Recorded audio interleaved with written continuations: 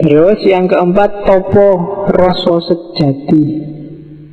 Ini semacam sering-seringlah memusatkan perhatian pada Allah. Bawalah Allah kemana-mana, dalam kondisi apapun, untuk apapun. Ngaji gini, bawalah Allah. Ke warung juga bawalah Allah. Perhatianmu harus selalu ada pada dia. Kayak kamu sedang jatuh cinta itu loh. Lagi ngaji kayak gini, pacarku sedang ngapain ya kalau pas tak tinggal. Lagi di mall, wah ini kalau tak beli ini dia mesti pantas, dia mesti bagus. Lagi kuliah, ada yang ngapain gak ya tak tinggal kuliah kayak gini ada. Jadi yang di pikiranmu kan dia terus, pacarmu terus. Nah, gantilah pacarmu itu dengan Allah. Sedang apapun saja, fokus perhatianmu hanya pada Allah, hanya pada Tuhan. Itu namanya topo rasa sejati. Rasamu hanya nyambungnya sama Allah. Passionmu kalau bahasanya anak sekarang itu hanya Allah. Yang tidak ada baunya Allah kamu tidak suka. Meskipun mungkin hasratmu mau ke situ, tapi Allah nggak suka yang begitu. Sama kayak kamu mau beli baju, beli jaket, terus kalau aku pakai kayak gini pacarku nggak suka, enggak.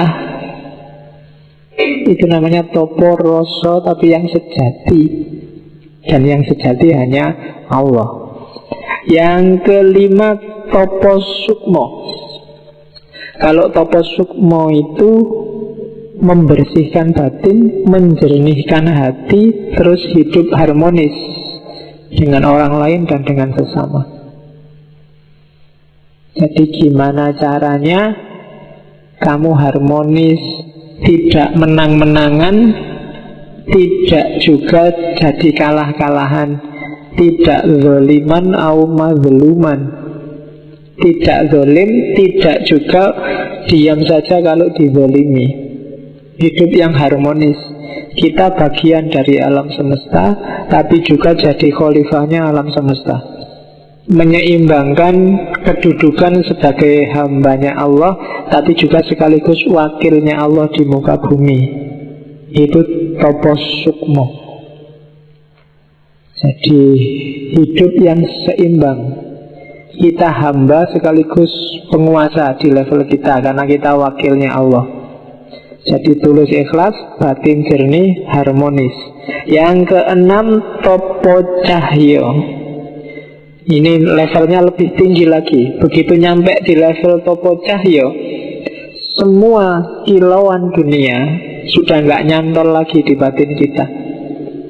Saking cintanya kita sama Allah. Jadi segala cahaya duniawi tidak lagi menarik buat kita. Satu-satunya yang menarik hanya Allah. Dan puncaknya adalah topo urip. Ketika hidup kita 100% sepenuhnya kita pasrahkan pada Allah.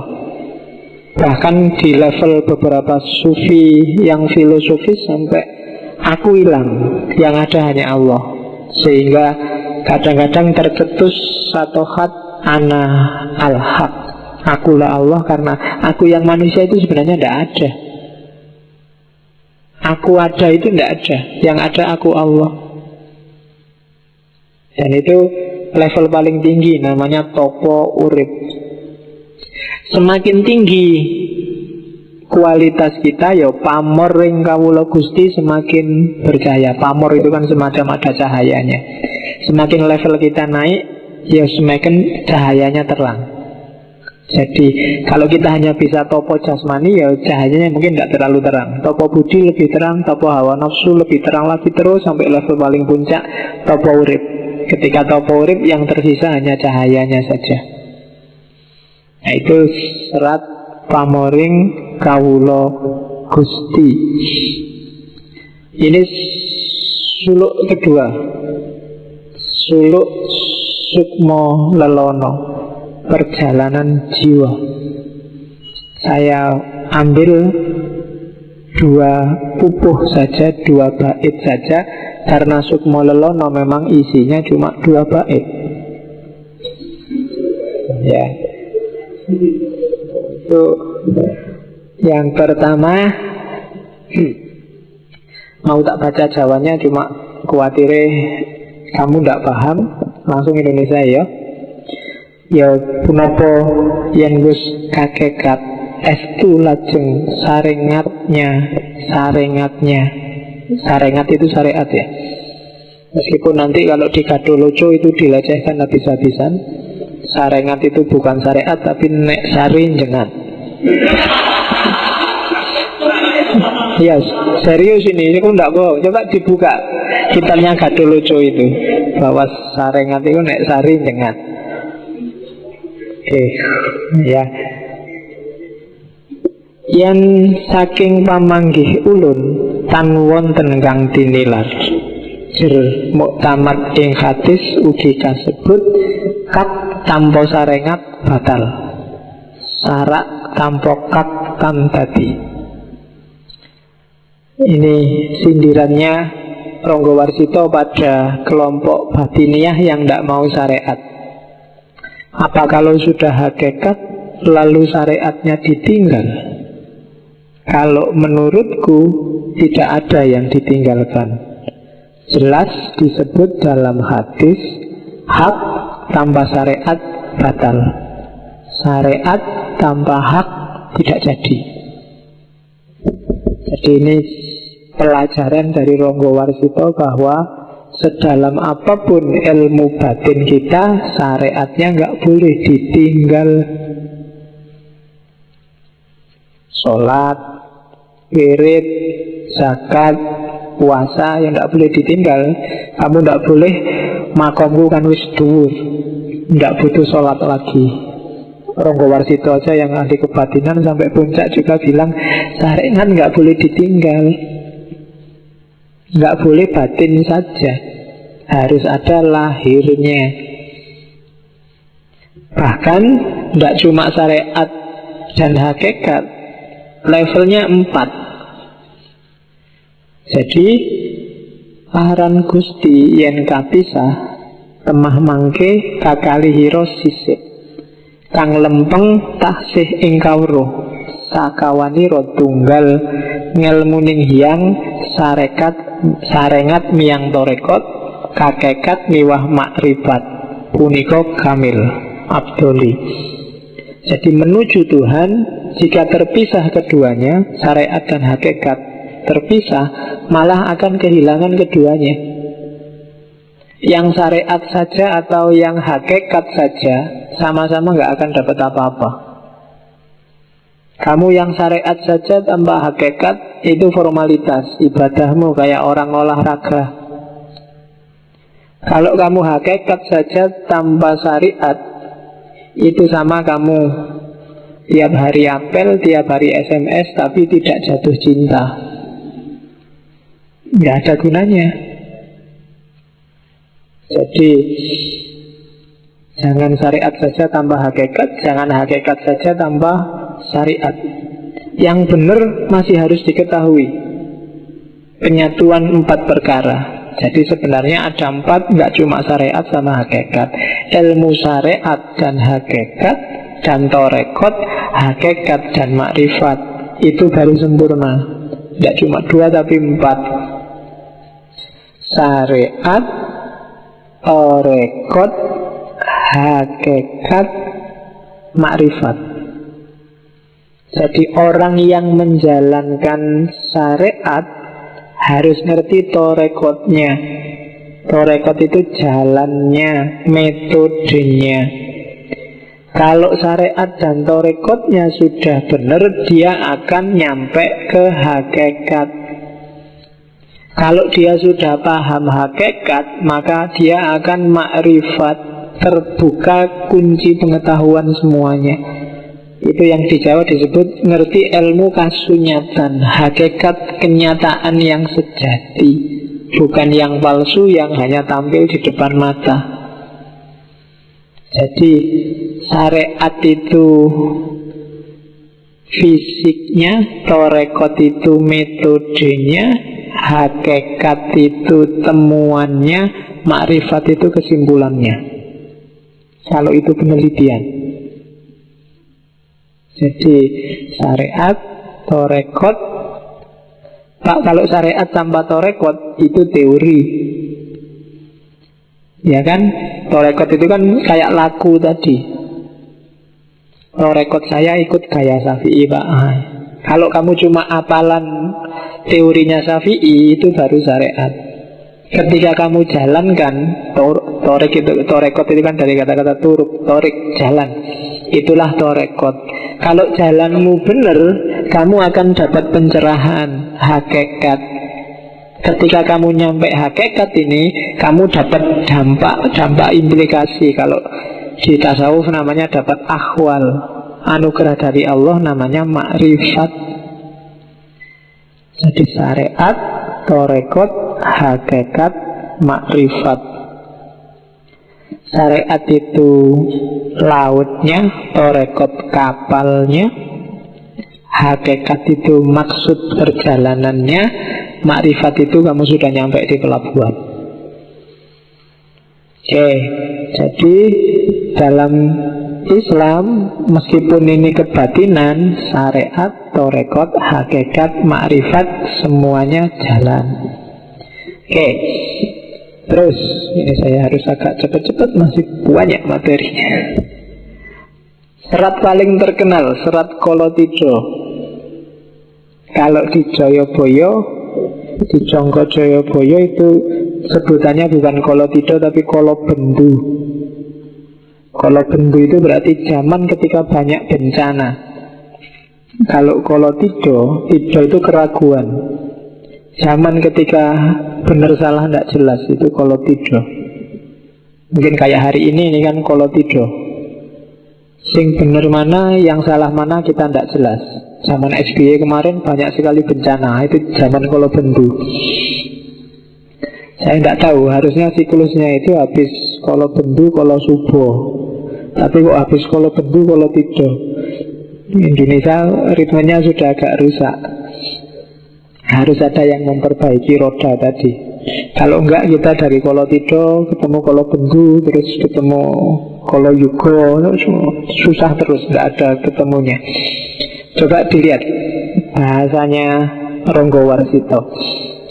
Ratune Ratu Utomo, Patihe Patih Linuwe, Pranayaka Tias Raharjo, Panekare becik-becik parandine tan dadi paliasing Kolobendu, mandar mangkin andadara, rubedo angribeti, beda-beda ardaning wong sak negara.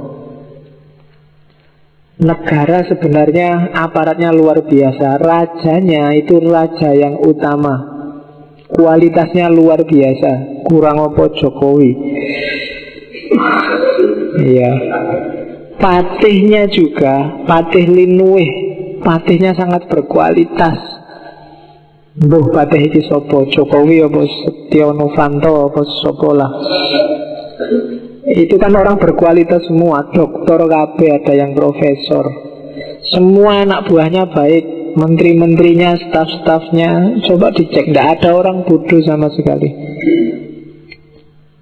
Namun segalanya tidak menjadi penawar Kolobendu. Adanya mereka yang dahsyat semua itu tidak jadi sebab hilangnya segala kerumitan. Bahkan semakin berkembang, bahkan jadi sumber masalah. Karena kadang-kadang wong pinter itu bisa jadi sumber solusi, sok-sok juga jadi sumber masalah. Kalau nggak percaya, coba kamu punya organisasi terus rapat. Kalau pengurus organisasi pinter semua, rapatnya mesti suwi. Semua usul nggak selesai-selesai. Akhirnya keputusannya rapat ditunda untuk rapat berikutnya. Jadi rapat lama-lama kesimpulannya untuk rapat lagi. Kadang-kadang enak sing bodoh-bodoh ngono diajak opo wae manut. Gini ya. Ya, pinter ki malah nyusai. Kerepotan makin menjadi lain orang, lain perilaku anggarannya. Yang mahasiswa punya anggarannya sendiri, yang dosen punya anggara murkanya sendiri, yang buruh punya anggara murkanya sendiri. Jadi kejahatan ada levelnya sendiri-sendiri. Kejahatan level menteri, kejahatan level ketua DPR, kejahatan level wapres, kejahatan level mahasiswa. Semua punya gaya sendiri untuk angkara murka. Itu zaman Kolotido. Dan ini yang bikin sumpek Ronggo Warsito. Zaman dia, ketika dia tadi dipepet habis-habisan oleh Pakubuwono IX. Kata dia, amenangi zaman edan ewuh oyo ing pambudi. Melu edan nora tahan, yentan melu anglakoni boya kaduman melik. Kaliren wekasanipun, dilalah karsa Allah, beja-bejane wong kang lali, luwih bejo kang eling lan waspada. Ini bait yang paling terkenal dari Ronggo Warsito. Mengalami zaman edan memang serba repot. Ikut edan tidak sanggup. Kalau tidak ikut, tidak mendapat apapun juga. Bahkan bisa kelaparan. Namun sudah menjadi kehendak Tuhan. Betapapun untungnya, bagaimanapun beruntung orang yang lupa, lebih beruntung orang yang senantiasa ingat dan waspada. Ini pujangga yang bisa kayak gini. Kalau kita agak susah. Kalau kita nggak korupsi karena nggak ada kesempatannya. Ya. Jadi Ronggo Warsito mengeluh, zaman edan, kalau saya nggak ikut edan, nggak kebagian apa-apa. Tapi kalau saya ikut edan, nggak tahan aku. Kalau aku nggak korupsi, terkucil aku. Tapi nek aku korupsi, nggak kuat. Kalau kita kan enggak. Kalau kita enggak korupsi, terkucil lagi karena enggak ada kesempatannya. Kalau dapat kesempatan, ngalah-ngalahi yang kemarin korupsi. Jadi zaman edan bagi orang baik-baik pakai bait ini.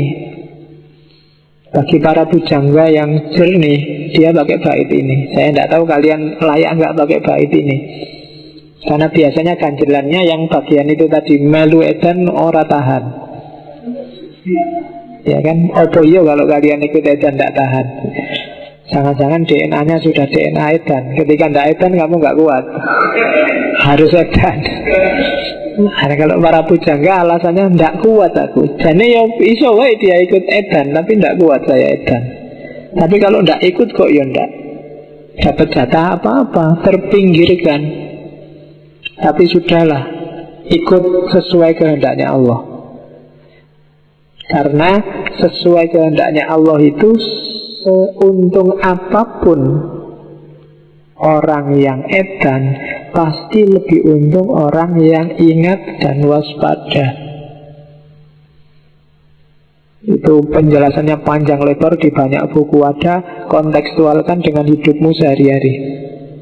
Jadi enak-enaknya kamu nakal ngedan, lebih enak kalau kamu ingat dan waspada. Oke, terus ini nasihatnya. Gimana sih kalau di zaman edan itu? Ini sebenarnya bukan terusannya, tak potong-potong baitnya, tak ambil yang pas. Sakadare linakonan mung tumindak moro ati anggretan dadi perkara. Karono riwayat muni ikhtiariku yekti pamilihin reh rahayu sinambi budidaya kanti awas lan eling kanti kaesti antuo parmanin sukmo. Lah terus kalau zaman rusak kayak gini kita harus gimana? Diem aja, pasif, ngelawan juga mesti kalah, kita kalah power. Katanya Ronggo Warsito, ya sudahlah, jalani saja sekedarnya, sak isamu, sak mampumu. Sekedar menghibur hati, menjalankan tanggung jawab, asal tidak menimbulkan persoalan. Lakukan aja sejauh yang jadi tugasmu. Jangan aneh-aneh. Karena ada riwayat mengatakan ikhtiar itu wajib. Jangan diam aja, kamu juga harus kerja.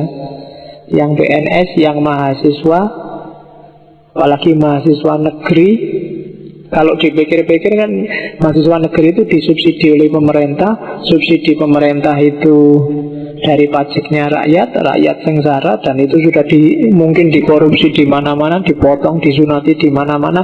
Kita ada dalam sistem yang rusak inilah. Terus piye? Apa ndak kuliah aja? Apa ndak usah kerja aja?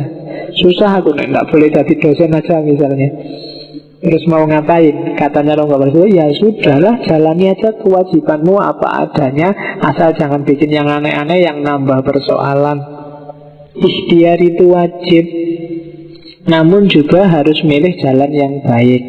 Kamu juga jangan ikut ngedan dan ikut rusak. Sambil berupaya, tapi juga harus awas dan waspada. Jangan sampai ikut tenggelam dalam arus keedanan tadi. Kuncinya di situ. Jangan pasif, tapi juga jangan ikut edan. Lakukan tugasmu. Mahasiswa tugasnya belajar, ya belajar yang baik. Yang dosen ngajar sesuai kapasitasnya. Jangan ikut-ikutan edan, sehingga akhirnya kita bisa dapat berkah dari Allah. Itu serat Kolotido. Ini sama, serat Sabdo Jati, isinya mirip. Zaman rusak. Jadi bagi yang bijaksana sangat gelisah dalam hidupnya. Kalau dia meniru, hidupnya menderita. Kalau tidak meniru, hidupnya menderita. Kalau meniru, hidupnya akan hina. Hitungan saya 4 apa 5 seratnya Ronggo Warsito itu mengeluhkan zamannya, karena dia ngalami ketika mulai Pakubuwono kerjasama dengan Belanda dan rakyat yang sengsara. Dan mungkin karena gayanya ini nanti dia termasuk yang diincar oleh Belanda. Oke, ada solusi lagi dari Ronggo Warsito. Kapan sih zaman ini selesai?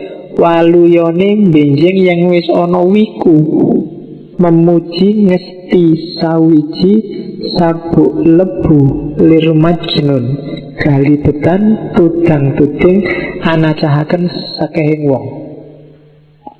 Selesainya zaman itu besok kalau muncul wiku yang memuji ngesti sawiji, bersabuk debu seperti orang gila, hilir mudik menunjuk sana sini, menghitung banyak orang. Ini isyarat zaman rusak ini akan selesai kalau ada wiku. Wiku itu di Indonesia kadang diterjemahkan pendeta, tapi sebenarnya maksudnya biksu. Biksu itu secara letterlek artinya orang yang sudah tidak terikat lagi sama dunia. Biksu itu kan pakaiannya saja kuning-kuning, dia tidak pernah memperhatikan bajunya ganti merek apa, fashion show apa, enggak. Dia bajunya kayak gitu terus. Dunia nggak menarik lagi. Makan juga dari minta-minta, dikasih orang, dan kadang-kadang campur gitu. Mungkin yang dari sini ngasih rawon, tiba-tiba di sana ngasih pecel, yang di sana itu bisa campur jadi satu, dan bagi dia nggak masalah. Karena dunia sudah dia nggak jatuh cinta lagi sama dunia. Itu wiku. Jadi zaman rusak ini akan selesai kalau besok sudah ada pemimpin yang tidak silau oleh dunia. Pemimpin Satrio Pinandito. Jadi satria yang pendeta, yang biksu, yang tidak ngincer dunia, juga tidak tergoda oleh dunia, yang memuji ngesti sawiji, yang fokusnya, yang dia puji, yang dia jadikan konsentrasi adalah ngesti sawiji, kesejatian yang satu. Yang dia takuti, yang dia gandoli hanya Tuhan, hanya Allah, bukan yang lain. Kalau ada pemimpin yang seperti itu, alamat zaman akan segera waluyo, segera sembuh kekacauan ini. Bersabuk debu seperti orang gila. Maksudnya apa? Karena dunia tidak lagi bikin dia tertarik, maka dia kayak orang bersabuk debu. Jadi tidak wow, jadi tidak, sangat sederhana. Jadi orang ini kadang-kadang disebut seperti orang gila. Jadi harusnya presiden itu jas-jasan, pakai dasi, wangi-wangian, gayanya kayak orang kaya, pesawatnya, mobilnya merek apa, tapi dia sudah nggak kepincut sama itu semua. Sederhana. Dia orang yang sudah tersadarkan, tercerahkan, makom spiritualnya tinggi. Hilir mudik menunjuk sana sini, menghitung banyak orang. Cuma jangan kaget, orang ini akan memanaskan telingamu. Orang ini akan sering bikin kamu kaget, karena dia tidak takut apapun. Kalau benar dia bilang benar, kalau salah dia bilang salah. Kebenaran itu sering menyakitkan. Maka dia disebut hilir mudik, menunjuk sana sini, menghitung banyak orang. Jadi dia dunia di level apapun tidak bikin dia tertarik, tidak bikin dia kepincut, sehingga dia sangat berani. Yang benar dia omong benar, yang salah dia omong salah. Dan itu menyakitkan telinga. Dianggap orang gila. Jadi katanya Ronggo Warsito, besok kalau ada wiku memuji ngesti sawiji, sabuk lebu lir majnun, gali bedan tudang tuding, anacahaken sakehing wong, maka berharaplah zaman akan segera cerah lagi.